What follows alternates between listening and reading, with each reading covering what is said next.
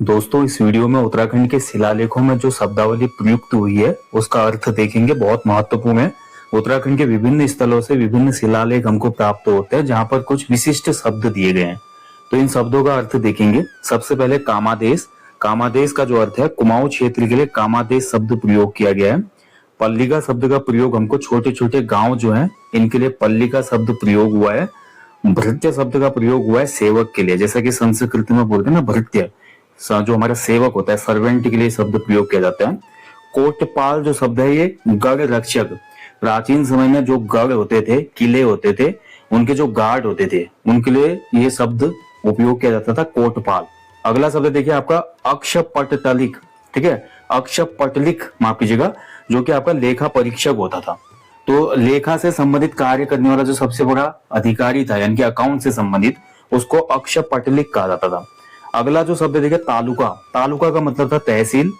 महतम शब्द का अर्थ था ग्राम शासक, यानी कि गांव का जो शासक रहता होगा उसमें उसको महतम कहा जाता था। जबकि छोटे छोटे गांवों के लिए पल्ली का शब्द प्रयोग होता था। प्रतिहार शब्द का प्रयोग होता था द्वार रक्षक के लिए। तो द्वार का जो रक्षक, द्वार मतलब वो किले का दरवाजा नहीं है, द्वार का मतलब गिरी द्वार, जो उसमें पर्वतों के द्वार होते थे।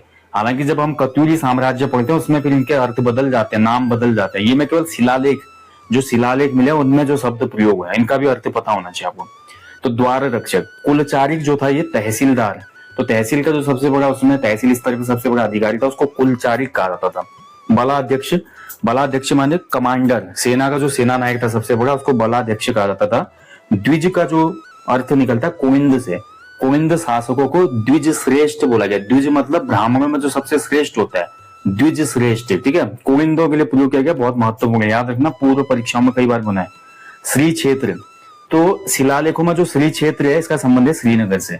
तो श्रीनगर का जो क्षेत्र है इसको श्री क्षेत्र के नाम से संबोधित किया गया है। तो ये थे उत्तराखंड के शिलालेखों में प्रयुक्त